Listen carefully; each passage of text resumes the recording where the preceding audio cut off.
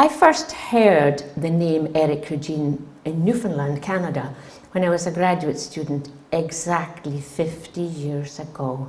Yes, I am that old. And I had a very strict and wonderful professor who said, if you're going to do anything, make sure you love what you do. And if you're going to have a role model, get somebody who did it really well. Don't bother if you're going to be half-hearted. And he laid in front of us just a few examples of the work of folklorists and oral historians whom he regarded as great. And among the very few was the name Eric Cregeen. And when I looked at what he had done, it was a Scottish collection that he showed, examples from the Inner Hebrides, and there was such detail and such clarity, and his own writing was all of these things, and I felt that is really what I would love to do. When you grow up in a fishing and crofting community, as I did, you're not really taught that you can have confidence and pride in this. You know, it's hard work, and we were actually told in school, if you can't do anything else, you can always be a crofter. But I'd like to turn that around and say, if you can do it all, you might be able to be a crofter, and you'll survive, and you can adapt skills, you can be flexible, you can actually read situations and keep calm as well, and enjoy life and have time for leisure, if you get it all right. So the work of Eric Cregeen, and how did I get involved in this project? Well, as I look at this box of recordings, I didn't ever see inside that box, but I have seen some wax cylinders and discs and early Wyrex recordings, and I myself started on reel-to-reel tapes, which is the one that he used most of all. The legacy of Eric R. Cregeen, a treasury of Manx and Scottish traditions. They're very much entwined, as I found out. And the project itself was the idea of Eric's widow, Lily Cregeen, who's from Argyllshire. And she called me up and she said, you know, Margaret, I have a box full of Eric's fieldwork journals. It would be terrible if they were thrown out. And would I come and look at them? So I did. You can see I'm down in the bottom corner there, and she laid them all out on this neat bit. They look very small, and the writing was meticulous. And I realised why Scotland's historiographer royal, isn't that quite the title, had written, Eric Cregeen was a social scientist of the highest order, a very fine historian and a very fine anthropologist, far in advance of his time, and no one since has put the two disciplines together so effectively to illuminate life in the Highlands. And I would also add to that, and other parts, the islands, and indeed this island. He was born in Yorkshire in 1921 of Manx parents. His mother's people, the Radcliffes, they were from Peel, and his father's family from the south of the island. And his father, as you can see, was a minister, so his calling took him to England. But as a boy, in fact, not just Eric, but his brother and his sister Sheila, whose name is also well known here in this museum, they longed for every holiday when they would go home to the island. Home was the place where they weren't born or even brought up, but it was still home. And even at the age of 14, when he went to school in Lee School in Cambridge, he still longed for those holidays. And during the holidays, he knew he would listen to the old folk, and he would reclaim what he regarded to be a birthright, the language of his own people. He would make little notes and listen to people and say, how do you say that? I'm going to read it in Scottish Gaelic as I would say it, and then you can correct me. Vil Gaelic agad, ta bican, vil bearla agad, gamalishgal, chanel fisagam. And that is Scots Gaelic. Isn't it close? It's so close. So during these formative years, Eric developed a passion for the Manx language, the social history and the culture, and he began to write down information he gleaned from local people, particularly the old generation. And this is an example of a diary kept by a very young teenager. Grandad was telling me, he would say.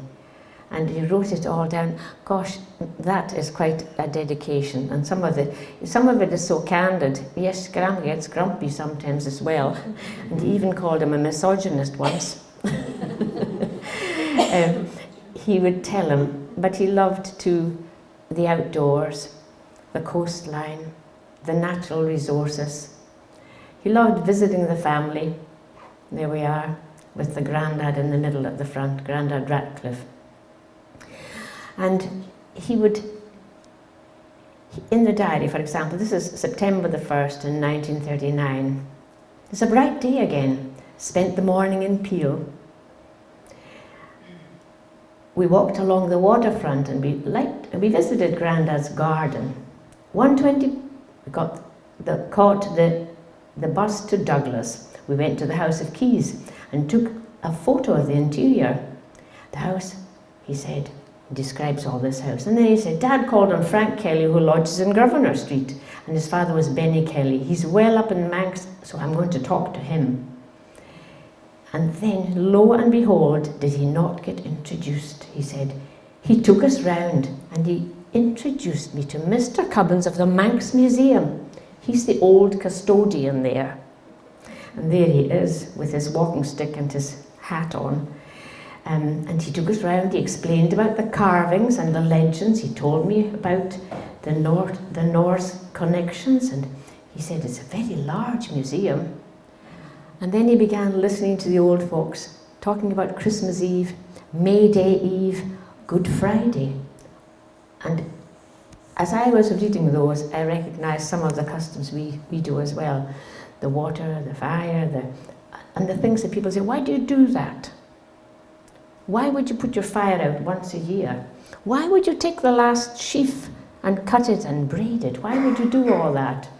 Well, these things not just punctuate our lives and add colour, but they make us who we are. And they somehow stop us from thinking that we have power over everything. That last sheaf that you cut from the harvest, you might have planted it, but of yourself you cannot make it grow. There's a spirit of thankfulness in the Celt that acknowledges that everything happens with a power outside of ourselves. And I think that it keeps us in a way, humble about who we are. And he would go back to the mainland then, and in 1939 he did go to University of Cambridge, where he studied history and Latin, was an avid reader of anthropology, and he had an academic rigour that was matchless. He could combine all his disciplines, and he had the perfect skills for an oral historian. But 1939, as you know, was a year when the war started. That made a huge change in everybody's lives, not the least in his. He was very deeply moved when he had seen the graves of the fallen after the First World War, and conscience would not allow him to become part of that kind of thing. So he became a conscientious objector. And that didn't mean it was an easy route. It wasn't actually, because you were liable to be accused of cowardice, you were liable to be accused of many things, and there was the statutory hard work. That certainly didn't put him off, but he was deeply disturbed by it all, and his cause would continue long after the war would finish. The cause of peace, the cause of tranquility was much greater, and through the war he didn't mind any amount of hard work on farms. But when his exams finished in Cambridge, he did go back after the war, and he finished in 1948. And on the 1st of April he wrote, I walked along the quay and the shore road, black, cold night, pierced by a few stars, a brilliant planet, the light of the lighthouse, and a few bluish lamps along the quay. And the sea was thudding heavily on the shore. I couldn't see in the blackness. There wasn't a person on the street, but I felt as I walked there that I was at home. Here my forebears farmed and fished, wrought iron and built houses, lived and died obscure but known in a small community. Here a man means something. Here people live close to elemental things, the wind, the earth, the sea. They become themselves, and simple and eternal by sharing in this life.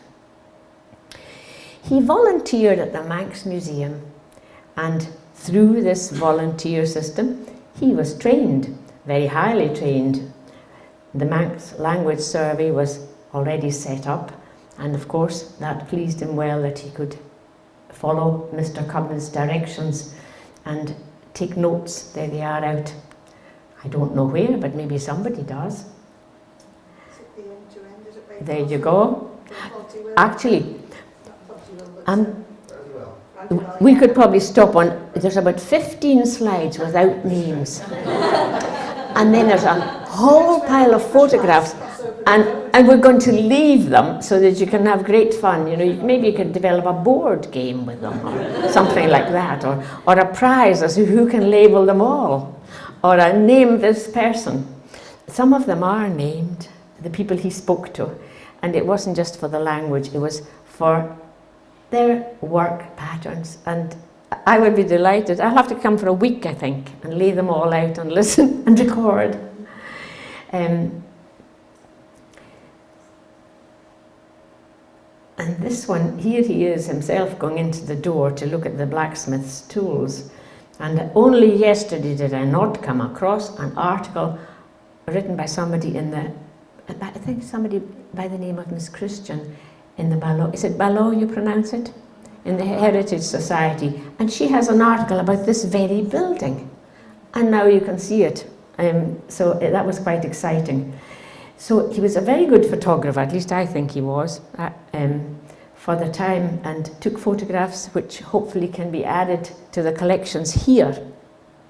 By the way, I should say, we'll be leaving all of this here. It's coming home.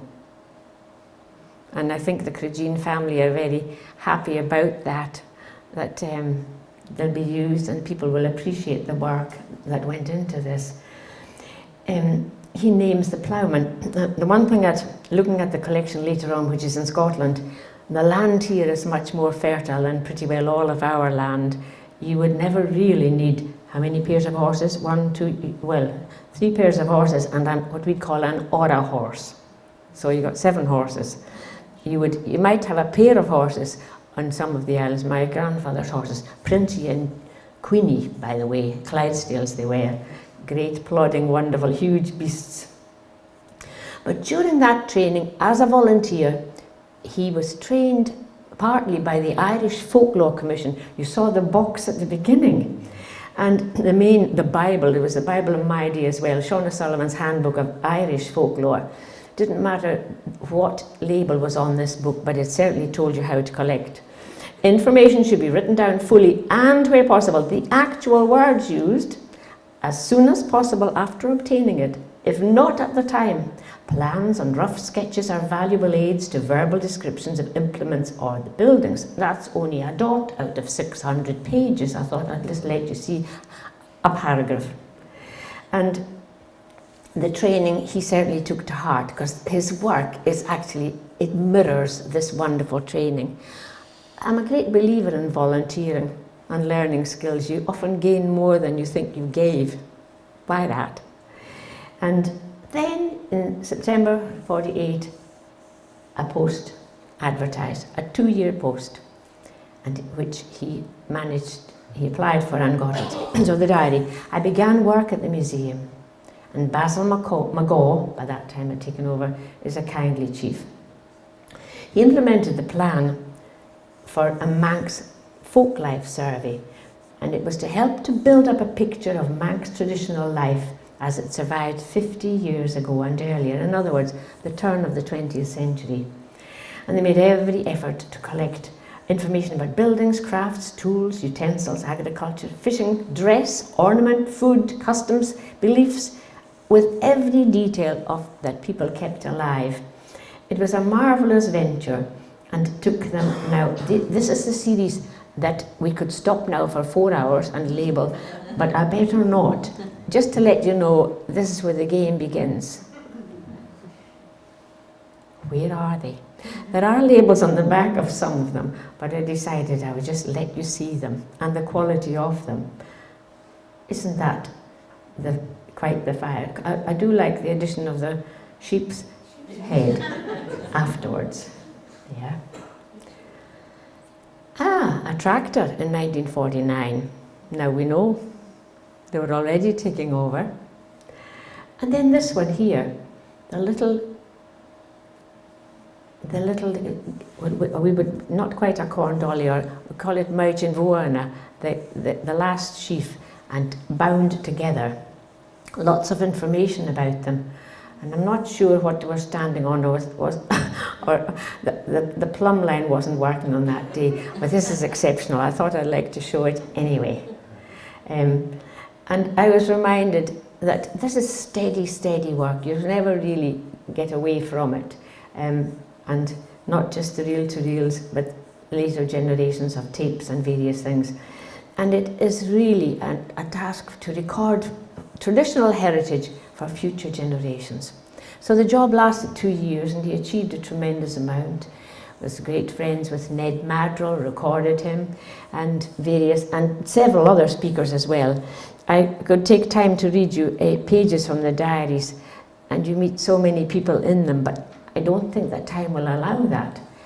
So at the end of that job, I think that even a 2-year job of something you love is definitely worth taking. Tenure doesn't mean everything. He took a break as a teacher, and then a new challenge arose.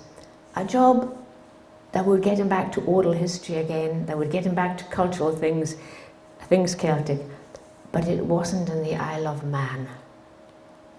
It was at the University of Glasgow, but not in the city, and it was a post-war plan to bring cultural education to people who had spent 6 years at war and had absolutely no opportunity of doing that.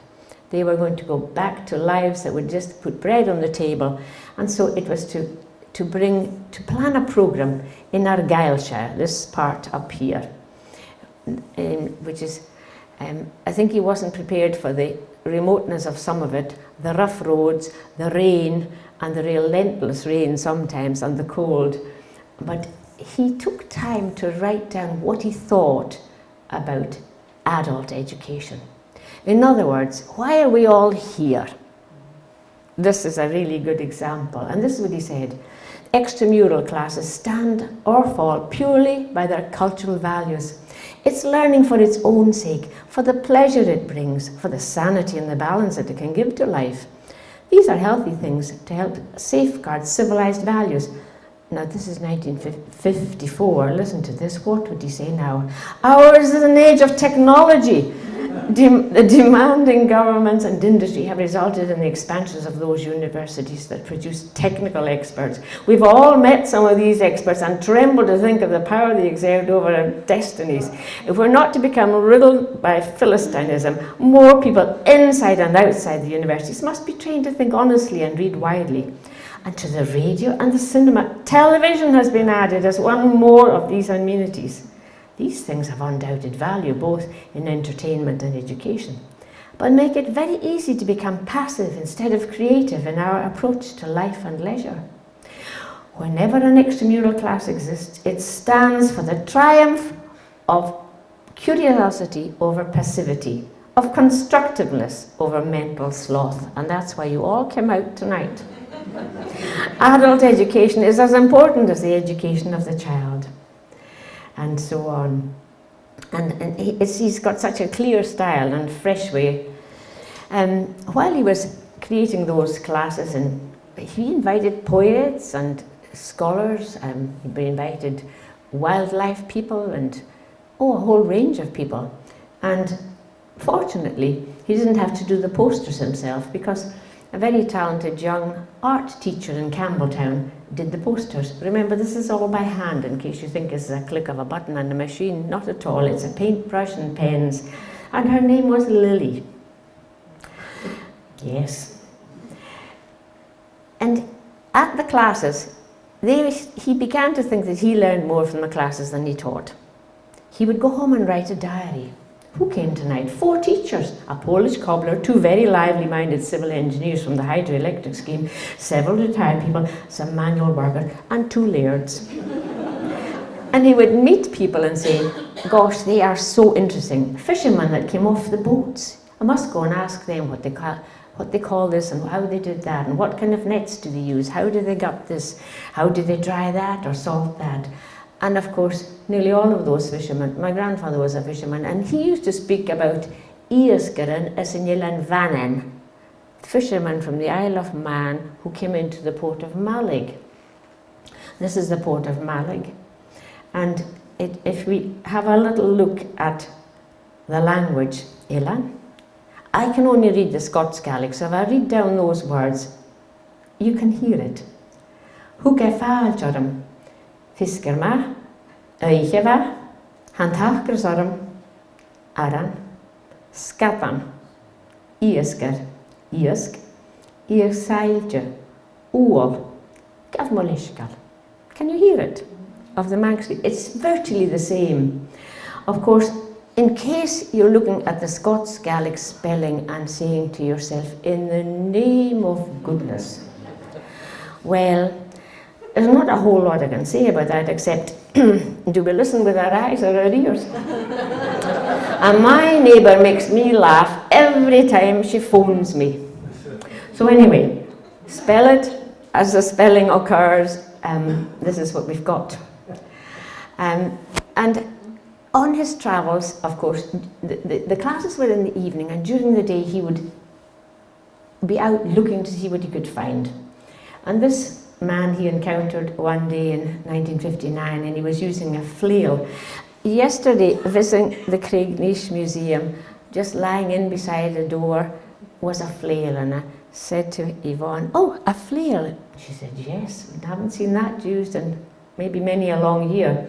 Well, when he saw that, he stopped and he made a diagram, and he asked the man what the parts were called, and this is what he came up with.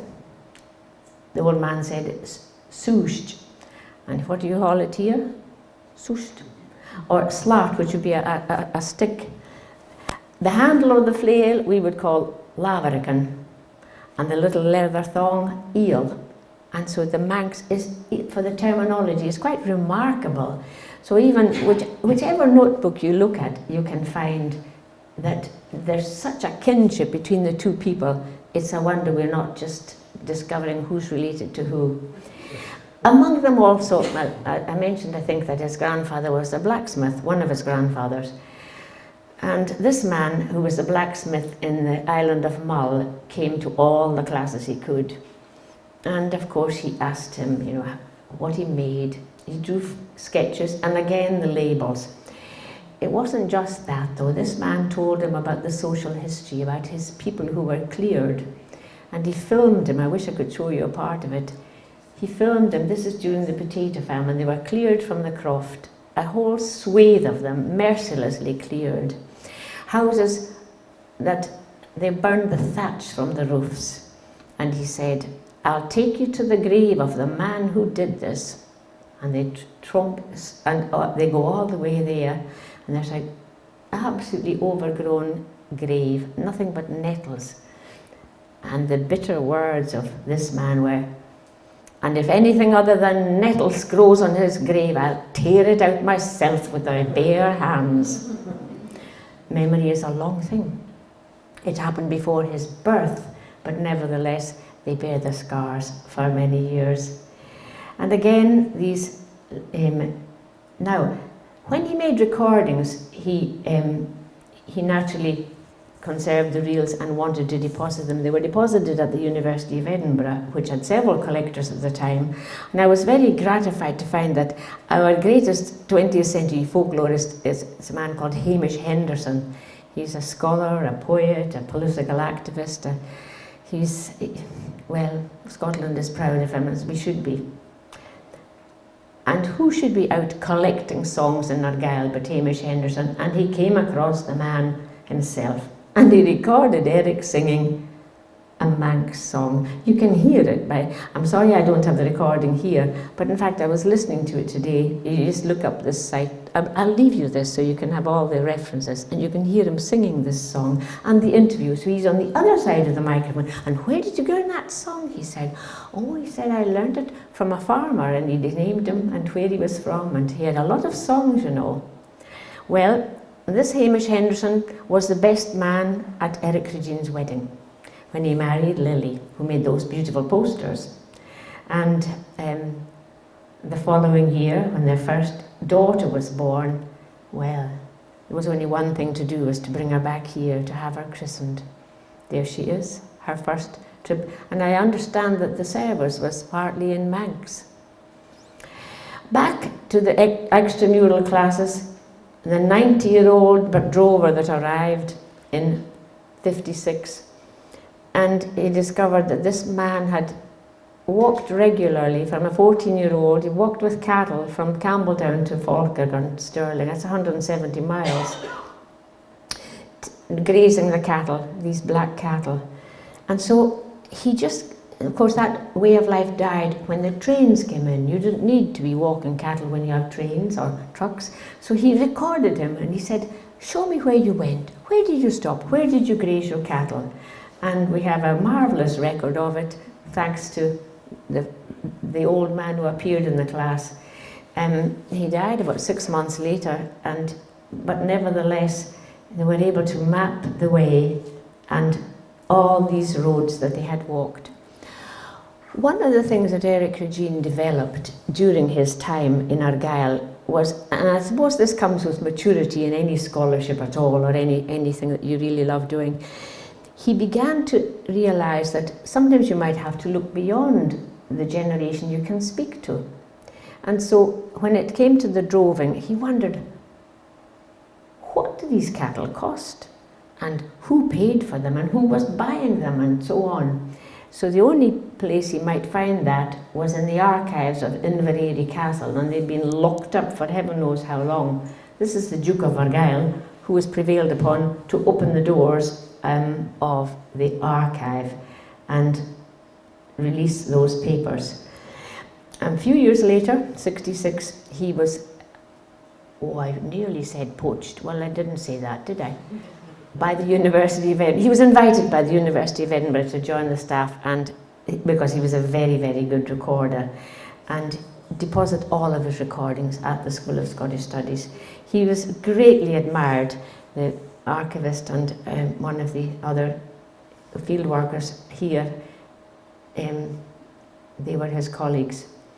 He then went further afield than Argyll once he had left the Glasgow post, to the Outer Hebrides.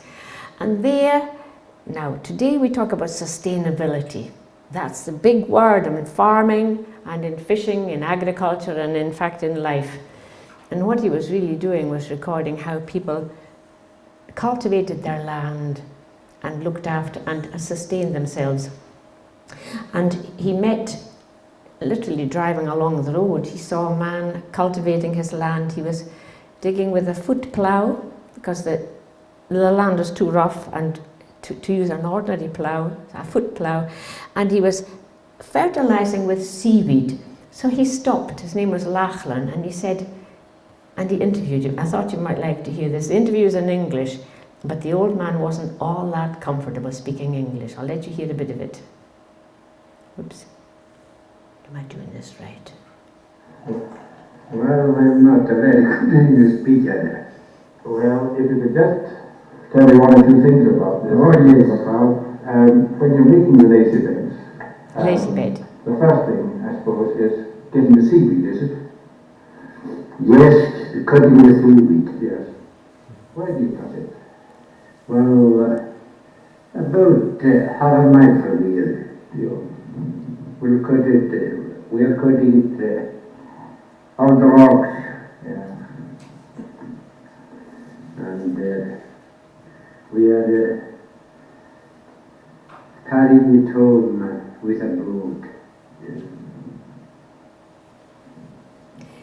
I won't let you hear the whole interview. We're cutting it on the rocks, but carrying the seaweed home half a mile. And this is the seaweed and the flute plough, and they call those lazy beds. I presume the term was invented by somebody who never worked or made one. Anybody would call that a lazy bed. Well, fiannagan, we would call them. You probably have a word here from them, maybe if you use them at all. But they were the foot plough, you couldn't plough that. And so they planted, and the seaweed was the great fertiliser of that. Here he is. And he describes how they cut it on the rock with a corran, a sickle. And then they would take it home by boat.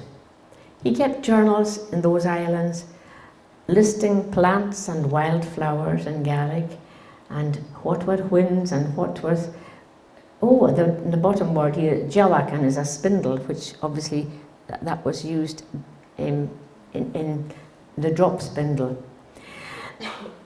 He didn't make a plan for who he was going. Well, when he met somebody, he said, I must record him. And one of the people he met was an elderly man who's called Donald Ewan MacDonald. As you see, he's a piper. And this man had been a young soldier during the First World War. He'd survived, of course. And when they came home, he and another group of young men were going to claim land that had been promised to them, a little croft. Join the army, and when you come home, you'll get a piece of land all your own. Well, they did. Did they get a piece of land all their own? Not at all. And they felt so cheated, and perhaps they're a broken people in some senses because of their history.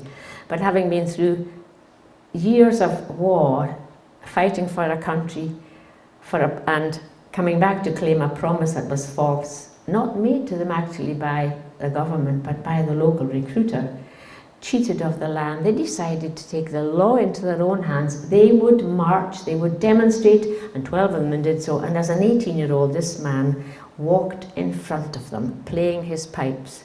Incidentally, they were all arrested, they were all jailed in Inverness, and they all lost the case. And it took 50 years for them ever to get a piece of land. So Eric recorded them. You were ahead of them, and he actually plays the tune. What tune did you play?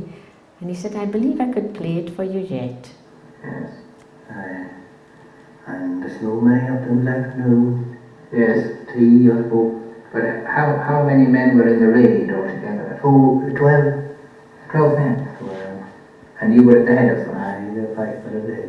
What were you playing? It was they wanted a lower tune. And it was composed by a old schoolmaster, B.H. Donald McLean, I see. And it was, I could put the tune on the chanter just for yes, for you. Just that would be nice. Yes.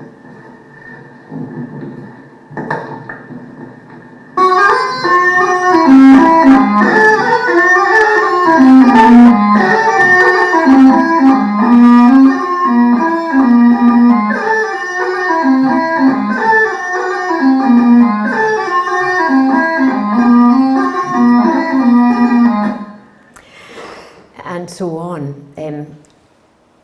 They remember their history, of course, through oral tradition and through the music, and the tunes are still alive. Looking at the landscape, you can imagine it really reminded him of this island. And the houses still thatched in the 70s, and you still find quite a few thatched houses, and the island of Tiree especially, not so many in Uist anymore. But he looked at the style of house, and it certainly reminded him of ones he'd seen at home. He went back actually and recorded and photographed this one. He thought we ought to write down details about construction and how they were made. And the terminology again is very similar. Scrahan, I believe, is a word I saw yesterday in the museum. I have the same thing here. And he drew sketches of them. And these sketches are totally invaluable, not just to show you how they were constructed, but he writes down all the material, where they got it, and so on. This is another parallel you have here in the island, cutting peat, and the various implements used for that. So he would draw them. They weren't the same everywhere, and again the names of the different parts of these implements. There's a digital archive at Glasgow University now that's actually doing a database of these, which again, I'll give you the connection to that. And you may find that helpful here, because basically they're the same function. And I'll give you an example. They have somebody to draw them again and name the parts. So it's quite handy to be able to, if you are recreating, for example, in any situation where perhaps a part of an implement has been found and you can't find the rest of it, there'll be something there. And conversations about horses and how many cows they kept, how many cattle. And oral tradition aplenty. This man, I've put a picture of him here from the island of Tiree, had stories that dated back in tradition to about the 4th century. Stories about Diarmid and Grania, stories about Fionn and the warriors, all in oral tradition. And so it goes on. There were so many of them. And I'll just take a moment now to pick up a journal and give you some examples. There is a general index to all of them, so you can find all kinds of examples here. But for example, when you would talk to somebody who had cures and charms, you can find as many of them in the Manx section and parallels in the Gaelic section. And I think that's very exciting. There are sections. I'll explain how this is done. We took the journals. This is an example of the journals from 1939 to 49, so they're all in one. But the journals, which are in very neat writing, were transcribed page by page, 4,000 pages of them. But we had a team to do it, a team of helpers, and we had a grant from Heritage Lottery, a very modest grant, but nevertheless it involved people who were enthusiastic and who loved the subject. And in 18 months, the 4,000 pages were transcribed. And a range of people doing this, crofters, housewives, graduates of various kinds, and the best one among them, yes, the crofter. Actually, the housewife, she was very good too. She was fantastic, in fact, because they understood the way of life. And that's what it takes. It doesn't really take a university degree. It takes a real understanding and love of the subject. So the page by page were transcribed and then bound into 9 volumes. There's a 10th one, which is a general index. So you can find the various things. And it's a remarkable collection and beautifully written. Maybe I'll just give you a little example, shall I? Okay, this is from...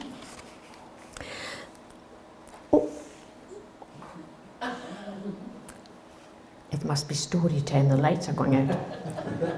Mrs. Colvin's family history. And he said, she learnt her Manx customs from her grandmother. Mrs. Colvin, something just over 70. This is November 1949. She's just over 70, so that you can do your sums.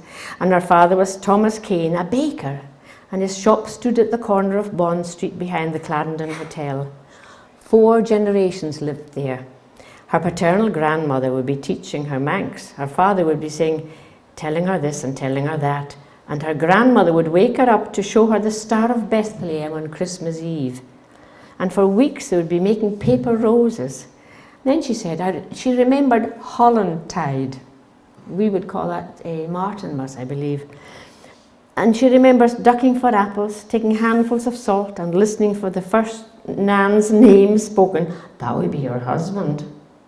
And the rhyme, and then she said, on Tynwald Day, that was the only holiday, strawberries were sold on cabbage leaves. So you think the strawberry teas are posh? Nothing like a strawberry tea on a cabbage leaf. And the whole 10 volumes are full of delights like this. Superstitions, you might call them, but sometimes they were there to keep us safe. How people were cared for, how they buried the dead, what they wore, what they ate, what they believed in, and an all-round picture of life. And when I see it beside the collection from the Western Isles and from Argyllshire, it explains to me more than I could ever read or understand in books. It just transmits something that perhaps cannot be transmitted by people who are outside of the cult and who simply don't understand it, but people who lived here and watched it and asked the folk. And it's also, oh, this one here is a little film of flailing. I came across a barn with a flail in it 2 summers ago. I don't think I've got the soundtrack on this, but lo and behold, an 86-year-old man demonstrated it for me. And so it's still on the go. It's not surprising that when we handed over the first set of volumes to the University of History Department in Glasgow, the head of the Scottish History Department said, Cregeen is one of the most significant cultural scholars to have worked in Scotland in the last 50 years. His methodologies were innovative and inspirational, combining as they did close archival scrutiny of the documentary record with oral fieldwork, which is remarkable for its quality and quantity. I think we certainly owe a huge debt of gratitude to him for this legacy, and perhaps the same could be said here. He leaves a treasure trove of recordings, photographs, journals, documenting the traditions of crofters, fishermen, housewives, shepherds, cattle drovers, blacksmiths, horse dealers, carpenters, tradespeople, weavers, craftspeople, children, healers, whiskey makers, teachers, clergy. And it's only fitting that we should remember him and look after the legacy in a way that he himself might have wished had he lived. Sadly, he died at the young age of 62. With understanding that's a young age. And I think that had he lived, he would have probably done many, many huge publications with this. But it's here for everybody, and I hope you will enjoy it, and I have huge pleasure in leaving these here at the Manx Museum. I feel that this is where they belong.